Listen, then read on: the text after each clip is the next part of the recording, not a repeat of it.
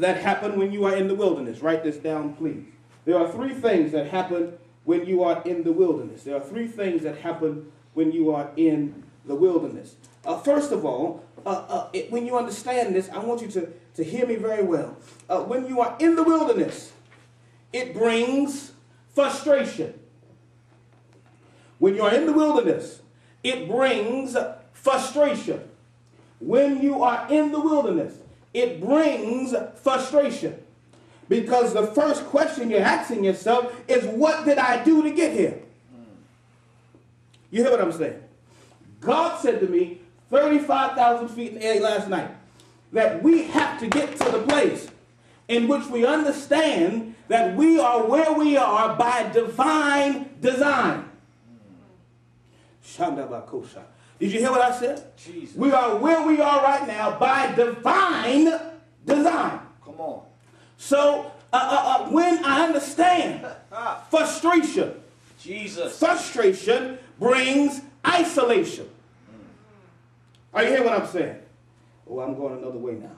Frustration brings isolation. Frustration brings isolation. In this book here, Jesse Rice talks about, his first chapter talks about connection. And in connection, Manning, in connection, he begins to deal with us and allows us to understand that most psychologists agree that bonding is more important than food. The most basic need for any being is not food, it's bonding. Wow. And so he begins to describe, it's similar to when a child is first born and it's being nurtured by its mother. And when it's being nurtured by its mother, there is a bonding that happens between this mother and the child. So what he's saying is that bonding, which is the physical process by which a mother creates a safe and nurturing environment for the child to develop, lays the groundwork for the baby's ability to grow into a healthy and well-adapted adult. But here is what blessed me so. If bonding is more important than food, then bonding in this text is more important than bread. Come on. So when Jesus was in the wilderness and the enemy now is trying to get him to eat and appease his appetite, Jesus stands up and said, man shall not live. Come on. Preach. By bread alone, but by every word. Somebody say every word. Every word. Now last week I went over that. I don't have time to go over that. To go on YouTube. Every word. Dabar, Logos, Rhema. To look online. Every word that proceeds out of the mouth of God. So if every word that proceeds out of the mouth of God, then that means that from frustration to isolation, there is acceleration. From frustration to isolation, there is acceleration. It's so amazing because when he begins to describe in this book, it's very problematic for me. It's problematic for me, Blake, because what he's really saying is that it is human nature and human design to desire to be connected in connection with an individual. Come on. There was a study done, Manning, where while they were in a room for 48 hours, they put 6 people, 6 different types of people in a room. And for 48 hours, they watched each person while they were by themselves in a room.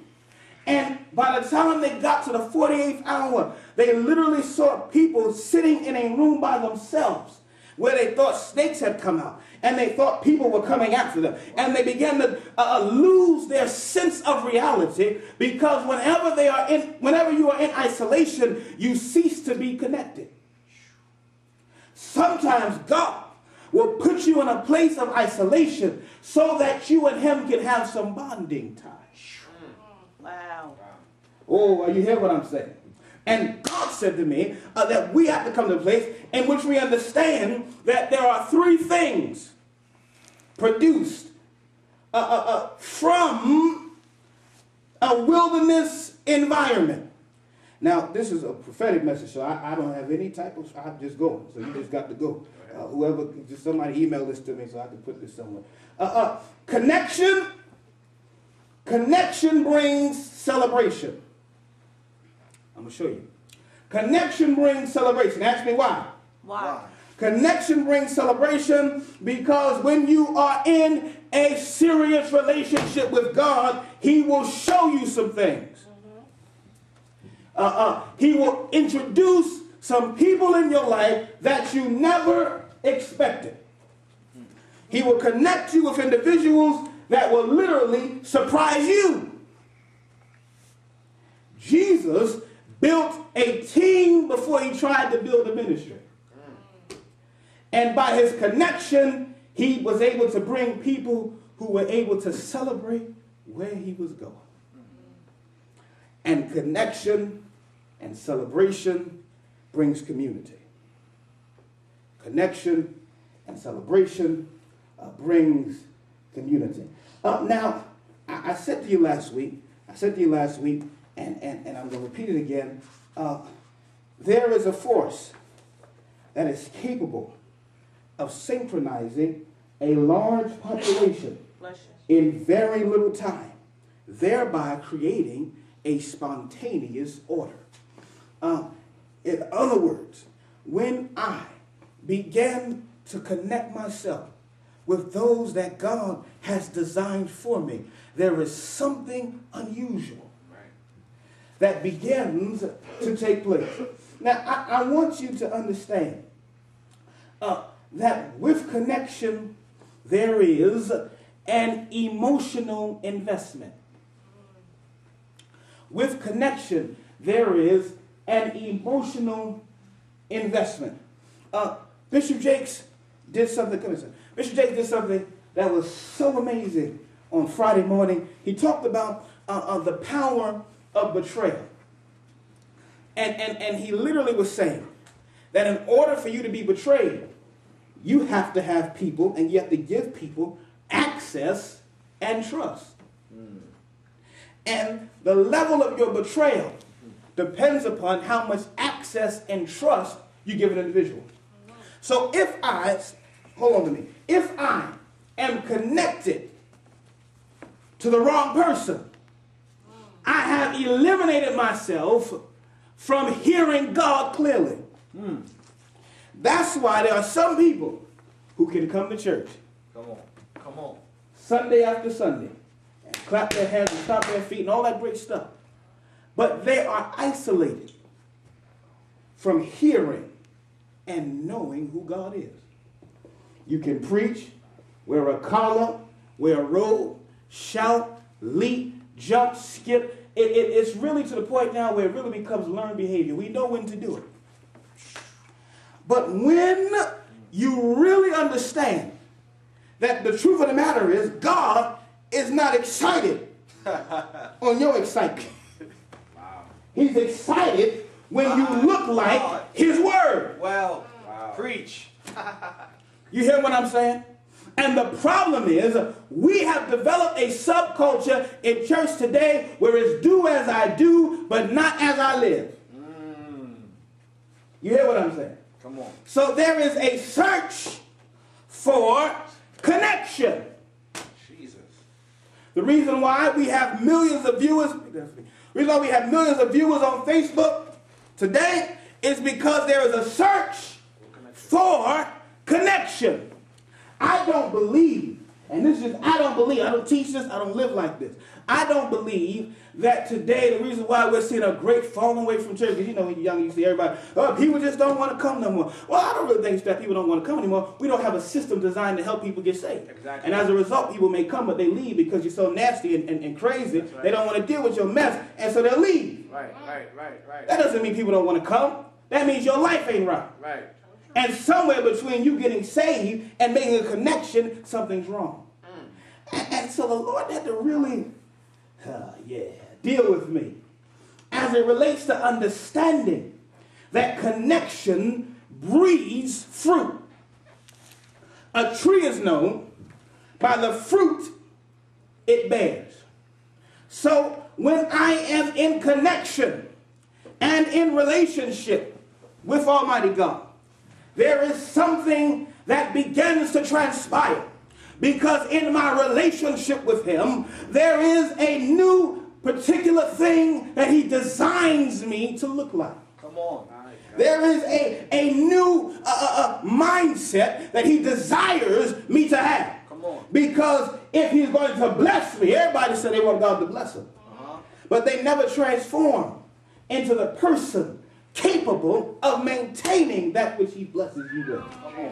And I want us to get to the place in which, and I don't care who come, who don't come, because the mindset must change to understand that the times have transformed so much so that it really does not matter how many we gather on a Sunday anymore.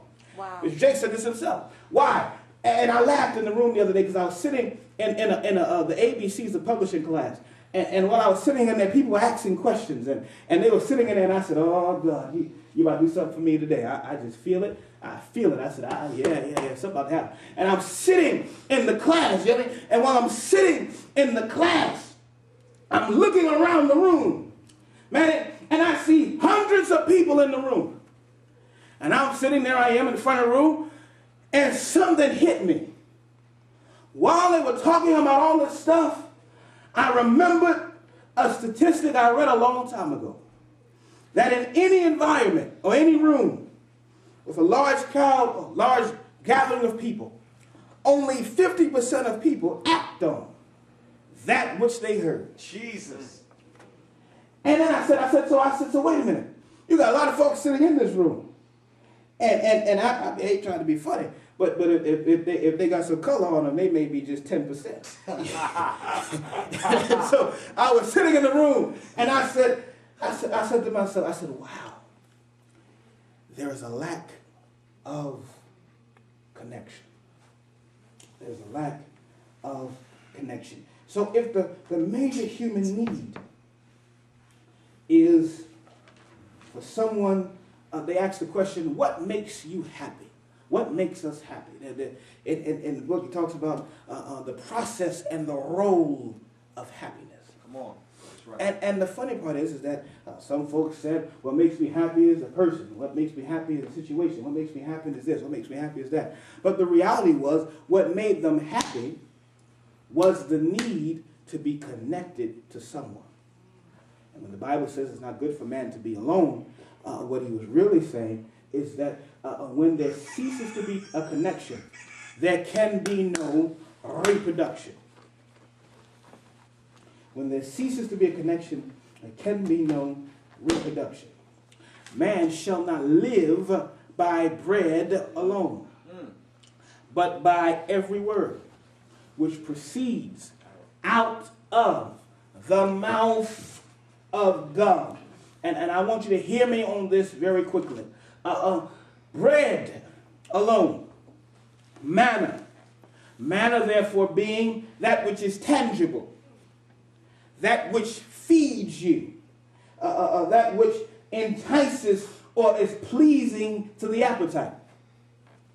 In other words, it could also be the accumulation or that which you have in your hands.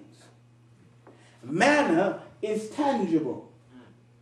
Manna is something that you look forward to. Manna, mammon, and money are things that you enjoy. Everybody loves money. It's not about you like money. You like it. Yes, you do. You work. Yes, you like it. There's nothing wrong with liking money. But the reality is that there is something that happens when I am seeking for a particular thing. Desire creates an experience in my life that allows me now to search for that which is not necessarily in my hands.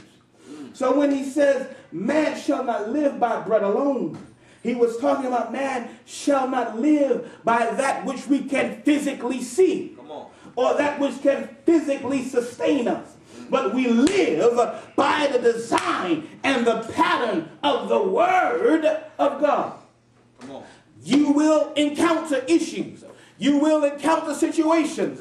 You will encounter problems that will sometimes cause you to think that God is not there. But when you encounter issues, when you encounter situations, when you get to the place in which you don't know what to do, you have to understand that you're not living by manna. You are living by the word.